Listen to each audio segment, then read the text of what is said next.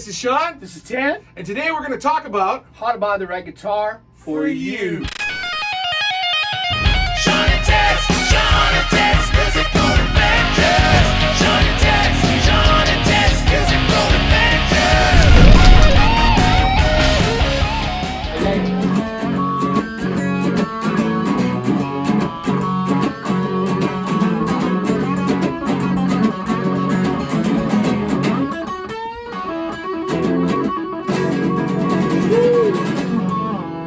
Hey guys, Yeah.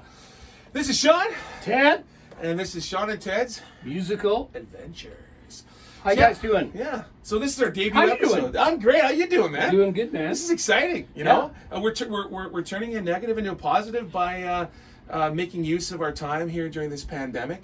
And we Episode thought- 1 here, kids. First one, and you know, Ted and I have been friends for a long time, and kept running into each other at Long McQuaid, places like that, and studios, and we thought, you know, finally we've got an excuse to get together. We got a little That's more right. time on our hands, and we thought let's do some. We can't tour right now. We can't do gigs, so we thought let's do some online musical adventures. Yeah. So today we're going to talk about How to buy a guitar, what kind of guitar though? the right guitar. The right guitar for you. Excellent. Yeah, geez, where do we start? This is such a big one. Well, I guess if you're an entry-level player, if you're just starting out, you only know a couple chords, you borrowed dad's guitar or whatever, and you want to go buy your own guitar, I think the biggest mistake entry-level players do. When I used to teach, I saw this a lot. You know, parents would come in and they, what should I buy and how much, and I don't want to spend too much. And I always say, go mid-level. Don't go too low. Go mid-level. You know, what does that mean? What's mid-level? It's mean? kind of like supersizing. You're kind of a medium guy. You like to go for medium Coke, medium fries. I guess so. That's a good point. Yeah. You're right. I would at least I recommend that to my students. Well, that's kind of where I think most people fit into it. I mean, it's like you can go super cheap, you can go super expensive, but I think most people are down the middle somewhere. But I think this is an important point if you're starting out, because people, especially parents, they don't know what the heck's going on. They don't know what to do. They Well, don't you know teach, what- so Yeah, I've taught. you talk about that kind of stuff. Because Yeah, I would get that a lot. I get a young student, 8, 10, 12, 13 years old. They come in, they have no idea. The parents have no idea, and they make the mistake of, hey, I saw this special at Costco. It was like $1.99, and those are horrible. Stay away from those Wal-Mart, Costco specials. Stay away from them. And I would always recommend them to go. I was teaching along McQuaid at the time, so go down the hallway, go talk to Ted or somebody like that, and when I was selling them. yeah, when you were selling them, when don't make the mistake of spending too little. $500 to $800. Like, for example, these are two great. These are basically, they look like the same guitar, but they're actually quite a bit different. Yes. This is the American Special, which is sort of a mid-level but American-made, professional grade. And this is a Squire, but they come in all kinds of different countries. There's Indonesian, Chinese, Mexican, I think India, I don't know, all over the place. But some of the craftsmanship on these guitars are really quite outstanding. Well, I think it's because Squire is owned by Fender, obviously. Yeah. I think Fender still has a certain level of quality control. They're not going to let sort of Costco special. Yeah. And hence why you pay a little bit more even for the Squire, right? So I would go down that road. But there's stuff like this is a lacquer neck. I mean, when you go down in qualities, some of them are like non-lacquered. The finishes are not quite. I mean, that's you kind of get.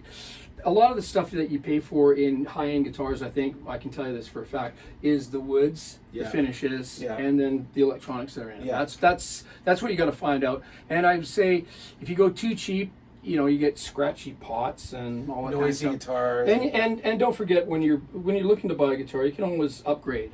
Exactly. Like, that's what I did. This is, like I said, an American Special, and then I spent a whack of money on really high-end pickups, and this is, so if you're starting out, don't worry too much about that stuff. Make sure the guitar stays in tune. That's a big one. Ask the guy you're talking to, and I remember we were talking about this earlier, and you said, don't go to the pawn shop. Don't go, go to... well, unless you can find a really good deal on something where... But how are you going to know? Well, for an entry-level guy, how are you going to know? Well, right? I think if you take somebody with you, that's the other thing. There you go. There's another important... I think so. If you know somebody that's a good player, I mean, you can go there. But when you go to buy it from a secondhand person or a pawn shop or any of those things, unless you know what you're looking for, a lot of times, I mean, like I said when we were talking about this earlier, today we talked about stuff as action on your guitar. If it's easy to play. Well, let's explain what the action means. Sure. Yeah. Action is the height of your strings from your fretboard. So when you're pressing down, it should be fairly easy to play, and you don't want to get too low where it's buzzing.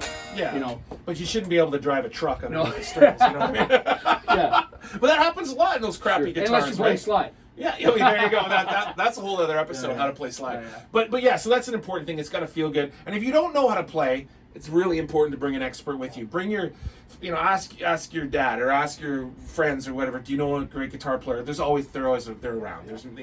Or go to the reputable music store. Well, that's what I was going to say. The best thing is to go to a store. Like if you're in Canada, it's like I don't know. There's lots. There's Steve's back east. There's Lon McQuaid here. There's Tom Lee on the West Coast. Here down the States, it's Guitar Center. Yeah. You guys can come and help us out anytime you want to do for the free advertising. Feel free to send us a guitar to try out. We'll gladly try it. Yeah. But we digress. But I think that's really important. Is go to an expert. I mean, if you're going to buy a brand new car, you're not going to go on Craigslist and you might.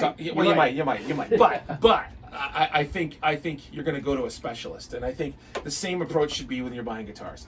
Look, tell them where you're at. Tell them, you're a new player, but I want something that stays in tune, and ask them to play it and what it sounds to your ear. I was going to say, a specialist, like if you go to a specialist to get your knee operated on, are you going to go to your next door neighbor and go, operate on my knee? No, you're going to go to a guy who plays guitar. And that's the cool thing about going to these music stores. Yeah. They like to hire musicians. They do. And so chances are 9 out of 10 times whoever you're talking to already knows how to play the guitar, knows a lot about the guitar. And so trust them. They are, because I've never really walked into a music store and really ran into a greasy car salesman. Yeah. They're just really, really nice guys that love to play guitar. And I think the things to look for are your machine heads. This is a how-to. Look at the neck. Look at the pickup combination that you want to have. And these are single coils, but this one is a humbucker. Those are humbuckers. Yeah, these are humbuckers. Are they split? Yeah. Oh, yeah. They're split. Yeah, they split up. Yeah, they split between position 4 and position 2. There you go. So that's kind of the thing. I mean, probably if you're beginning, you're not going to really worry about that kind of stuff. But as we talked about before, find a guitar.